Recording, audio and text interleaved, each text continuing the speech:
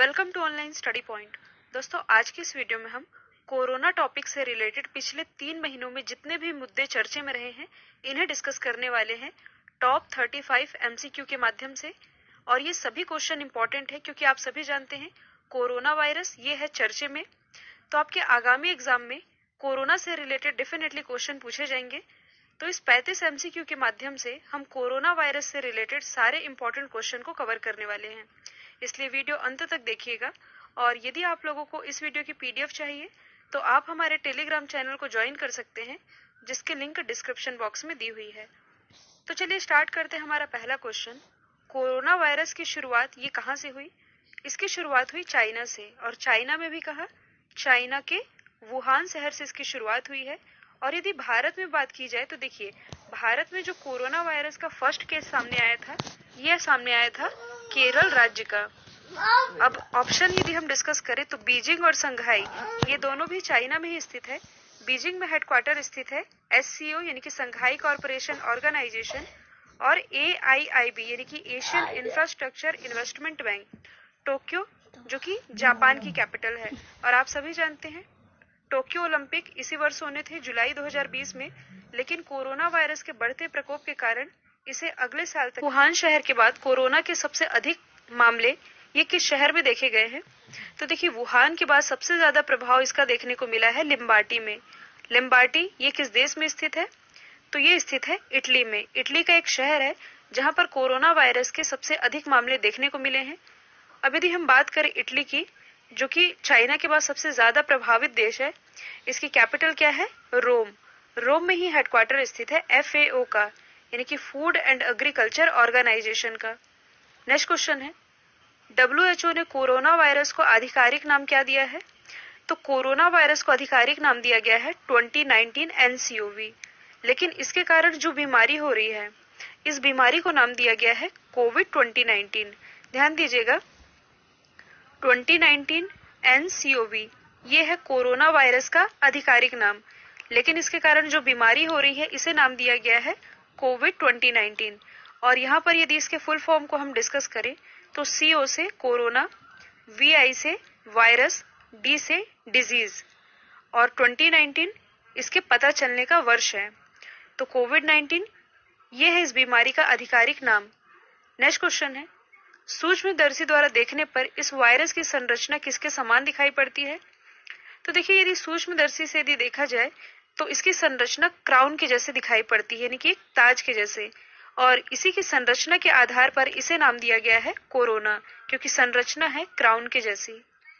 Next question है, किस संगठन के द्वारा कोरोना वायरस के प्रकोप के कारण ग्लोबल इमरजेंसी लागू किया गया? तो देखिए, जो सबसे पहले ग्लोबल इमरजेंसी है ये लागू की गई थी डब्ल्यूएचओ के द्वारा, यानी कि वर्ल्ड हेल्थ ऑर्गेनाइजेशन के द्वारा। इसकी स्थापना हुई थी 7 अप्रैल 1948 को। हेडक्वार्टर स्थित है जेनेवा, स्विट्जरलैंड में। प्रेजेंट टाइम इसके महानिदेशक कौन है? तो ये है टेड्रोस अदानोम।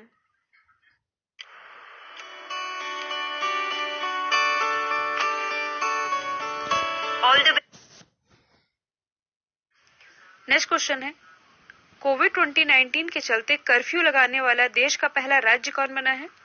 तो देखिए, कर्फ्यू तो पूरे देश में लग चुका है, लेकिन इसके पहले ही कर्फ्यू लगाने वाला देश का पहला राज्य बन गया था पंजाब। बात की जाए पंजाब की तो राजधानी क्या है? चंडीगढ़, जो कि भारत का पहला केरोसिन मुक्त शहर है, जबकि केरोसिन मुक्त जिला है गुजरात का गांधीनगर। यहाँ के मुख्यमंत्री कौन है? तो ये है कैप्टन अमरिंदर सिंह। गवर्नर है बीपी सिंह बदनौर। ये तो है कर्फ्यू लगाने वाला भारत का पहला राज्य।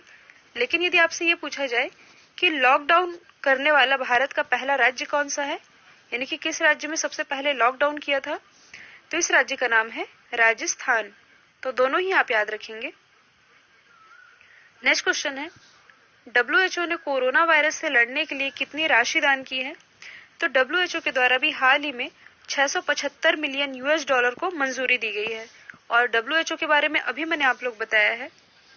नेक्स्ट क्वेश्चन है, एडीबी ने कोरोना वायरस पीड़ितों की सहायता के लिए कितनी राशि की मंजूरी दी है? तो देखिए, पहले एडीबी ने $2 मिलियन देने की घोषणा की थी। इसके बाद इस राशि को बढ़ाकर 4 मिलियन किया गया, लेकिन मौजूदा आंकड़ों के अनुसार एडीबी ने कोरोना वायरस पीड़ितों की सहायता के लिए $200 मिलियन को मंजूरी दे दी है। बात की जाए यदि एडीबी की यानी कि एशियन डेवलपमेंट बैंक की, इसकी स्थापना हुई थी 1966 में। हेडक्वार्टर स्थित है मनीला, फिलीपींस में। और प्रेजेंट टाइम में इसके जो महानिदेशक हैं ये कौन है? ये हैं मात्सुगु असाकावा। अच्छा, यदि आप करंट से रिलेट करेंगे तो आप लोगों को ये भी मालूम होना चाहिए कि एडीबी ने वित्तीय वर्ष के लिए भारत की जीडीपी कितने प्रतिशत फोरकास्ट की है। ये फोरकास्ट की गई है 5.1%। नेक्स्ट क्वेश्चन है, भारत ने सार्क कोविड 2019 फंड के लिए कितनी राशि देने की घोषणा की है? तो भारत के द्वारा घोषणा की गई है 10 मिलियन देने की। अब यदि हम बात करें सार्क की, तो यहाँ पर इसकी फुल फॉर्म बनती है south Asian association for regional corporation. और सार्क की कितनी मेंबर कंट्रीज है? कुल 8 मेंबर कंट्रीज है, जैसे कि अफगानिस्तान, बांग्लादेश, भूटान, भारत, मालदीव, नेपाल, पाकिस्तान और श्रीलंका। यही 8 मेंबर कंट्रीज है सार्क की। नेक्स्ट क्वेश्चन है, वर्ल्ड बैंक ने कोरोना वायरस पीड़ितों की सहायता के लिए कितनी राशि देने की घोषणा की है? तो अकॉर्डिंग टू वर्ल्ड बैंक ये दिया जाएगा $12 बिलियन। अब यदि हम बात करें वर्ल्ड बैंक की, तो इसकी स्थापना हुई थी 1944 में। संचालन शुरू हुआ था 1945 से। हेडक्वार्टर स्थित है वॉशिंगटन डीसी में। और प्रेजेंट टाइम में इसके हेड कौन है? तो ये हैं डेविड मलपास। डेविड मलपास ये वर्ल्ड बैंक के 13वें क्रम के प्रेसिडेंट है, जो कि है अमेरिका से। और जो वर्ल्ड बैंक है इसने वित्तीय वर्ष 2019-20 के लिए भारत की जीडीपी कितने प्रतिशत फोरकास्ट की है? ये फोरकास्ट की है 5%, जबकि एडीबी ने यानी कि एशियन डेवलपमेंट बैंक ने फोरकास्ट की है 5.1%। नेक्स्ट क्वेश्चन है, किस भारतीय वैज्ञानिक की अगुवाई में ऑस्ट्रेलिया में कोरोना वायरस की वैक्सीन तैयार की जा रही है? तो ये भारतीय मूल के वैज्ञानिक है, इनका नाम है एसएस वॉटसन, जिनकी अगुवाई में ऑस्ट्रेलिया में कोरोना वायरस की वैक्सीन तैयार की जा रही है। अब यदि हम बात करें ऑस्ट्रेलिया की, तो यहाँ की कैपिटल क्या है? कैनबरा। करेंसी है डॉलर। प्राइम मिनिस्टर है स्कॉट मॉरिसन। भारत और ऑस्ट्रेलिया के बीच एक एक्सरसाइज होती है जिसका नाम है ऑसिनडेक्स। नेक्स्ट क्वेश्चन है, चाइना के वुहान शहर में फंसे 324 भारतीयों को किस विमान के द्वारा बाहर निकाला गया है? तो इस विमान का नाम है एयर इंडिया, जिसने चाइना की वुहान शहर से 324 भारतीयों को बाहर निकाला है। और आप ये भी जानते हैं कि जो एयर इंडिया है इसने लगातार होते घाटे के कारण भारत सरकार को अपनी 100% हिस्सेदारी बेचने का फैसला कर लिया है। और अभी हाल ही में एयर इंडिया के नए एमडी